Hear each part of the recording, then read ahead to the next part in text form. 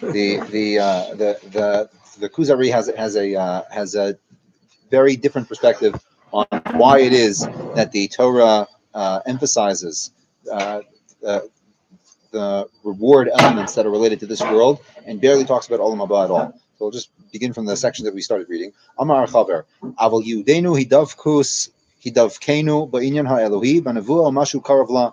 Our purpose in keeping the Torah is to cleave onto the divine ideal through prophecy. V'yischaber ha'inyan ha'elohi banu, and the divine ideal should cleave onto us. Bigdula uv'chavod uv'moftim, in our greatness, in our honor, and in all of our signs and wonders. And therefore, it never says in the Torah, Ki im tasu mitzvos hazos, aviachem achrei hamavas el ganos v'hanos, that if you keep my Torah, then after death I will bring you to a place of great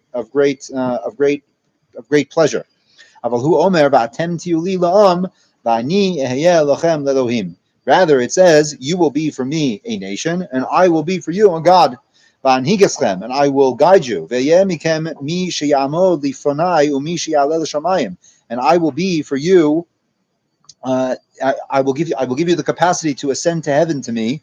Kasher hayu holchim bein hamalachim bekorim lehem hamalachim ben adam kidei la'akir bein hamalachim ha'omdim mesocham. Just like God calls to the prophets and invites them to walk amongst him, like in Sefer Zechariah, famously it says, "V'nosati lecha mahalchim bein ha'omdim ha'ela." I will let you walk amongst these angelic beings, just like one of them. Meaning, I'll give you opportunities to come and visit me in my domain, but really you're going to be based on the earth. And all of the rewards of the Torah, I'm skipping forward a little bit, all of the rewards and punishments of the Torah are al admas kodesh, on the holy ground, meaning in Eretz Yisrael, and be determined by savah, whether the land is satiated, ra'avona, whether there's famine, tovasa, whether there's good in the land, verasa, or whether there's bad in the land, be'inyan ha'elohi, and all of those things are determined by the divine ideal, meaning whether the people are keeping the Torah or not. Kefima asechem, according to your actions. V'yenoeg kol ha'olam al haminhag hativi, and the whole world will be conducted through the natural laws that I have determined. Zulaschem, and you, the Jewish people, will be the exception, because the regular people, they maintain their material success, whether to the extent that they're proficient and technically astute, right? But you will attain success depending on whether or not you live in accordance with what I tell you to do. What's the difference between that and what we said before? I understand, like how more in depth is that about? Everyone agrees that this is the dynamic, that if the Jewish people keep the Torah, then there'll be satiation in the land, etc. Everyone agrees with the dynamic. The point is, what is the purpose of the Torah? The Rambam seems to imply that the purpose of the Torah is to achieve Olam Haba, and the goodness of this world is just that you'll be able to do what you need to do in order to merit Olam Haba. But the Kuzari is saying, no, the ideal of the Torah is that the divine should be manifested in the world through the Jewish people's success. Nikuda, period. Oh, wow. That's the ideal. That's the purpose of the Torah, in order to sanctify God's name through the success of the Jewish people, and that's collectively. That's the big picture ideal. That's the purpose. Of course, there's Olam Haba for individuals. Their individual reward is that if they live their life in the way that the Torah tells them to live it, then they'll achieve Olam Haba later on. As the Rambam says famously in Hilchos Tshuva, all the tzaddikim and all the chasidim and all the prophets, they all yearn for Olam Haba. And it gives many examples about, right, Sama lecha nafshi, right, when David HaMelech says, right, my soul thirsts for you.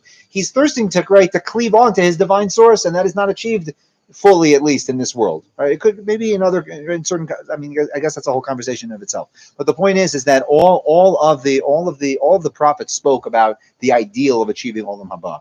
But that's at the level of the individual. At the level of the salvation program of the Torah, the cosmic salvation program, is that the Jewish people should set up shop in the land of Israel and be this vision of success, of this synergy between the natural and the divine world.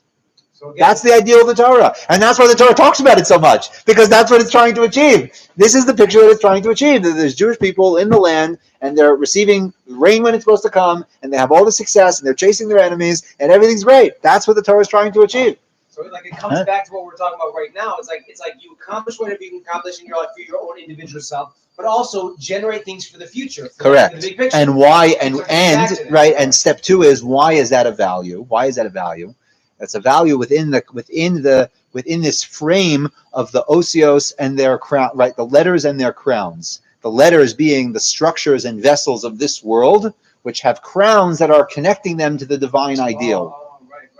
Right? So Eretz Yisrael and the structures of this world, these very earthly things that the Torah is talking about, right? Success in war, economic success, the rains and the crops come when they're supposed to, right? These very, very earthly structures, they're sprouting and blooming because of their connection to a divine ideal, i.e., the crowns, the letters and their crowns. It's summing it all up in this one simple dynamic: the letters and their crowns. And this is the ideal that Rav Kook was trying to communicate his whole life. It's like the ideal of the Torah is not to say this is the correct philosophy, right? All those other philosophies, they're wrong for this and this abstract reason. This is the correct philosophy. No, that's not what the Torah is trying to put forth. The Torah is trying to put forth that there can be a divine ideal that is manifested in all of the earthiness of this world. That's the divine ideal. There's a statement from Rabbi Nachman in Sichos Haran. It's a somber statement. It's a tough statement. He says there are people that speak of Olam Hazeh and Olam Haba. And the Torah tells us this world and there's a world to come. He says, "Ba'olam haba ani ma'amin." I believe in the world to come. Aval eini ma'amin ba'olam hazeh. I don't have any faith in this world. Meaning, he says, because ki ro'em anu be'einenu, because we see with our eyes, ki olam hazeh hu ge'enom. This world is basically hell. I don't believe in this world.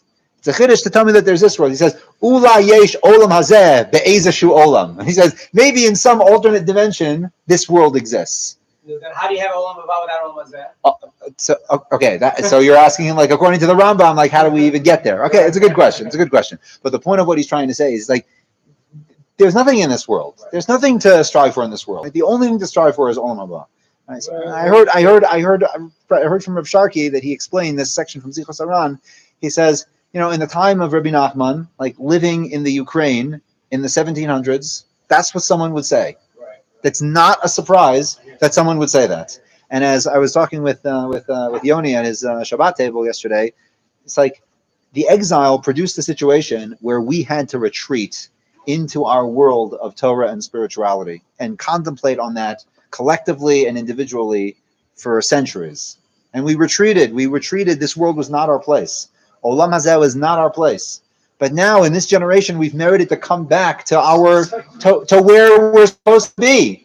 Where we're supposed to be. And we have the unique privilege, the unique capacity to be able to apply all of that spiritual vigor that we've collected over 19 centuries and manifested how it's supposed to be manifested.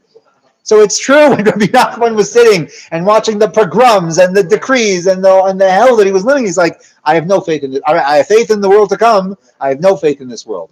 That was true. That was true for what he was saying. And at the same time, the dismissiveness of any metaphysical truth, of any spiritual significance, any spiritual meaning of this world, and we're only focused on the here and now of the concrete world, that we also adamantly reject that. The Torah tells us that our ability to function here is 100% and inextricably bound with our connection to the ideals of the Torah. Nikuda. If we disconnect ourselves with the ideas of the Torah, there's no hope. No hope whatsoever. Period. Which the Torah says explicitly. Which the Torah says explicitly. So our ideal, the Torah's ideal, the Jewish ideal, is to show how the highest loftiness can be embodied and encapsulated in this world.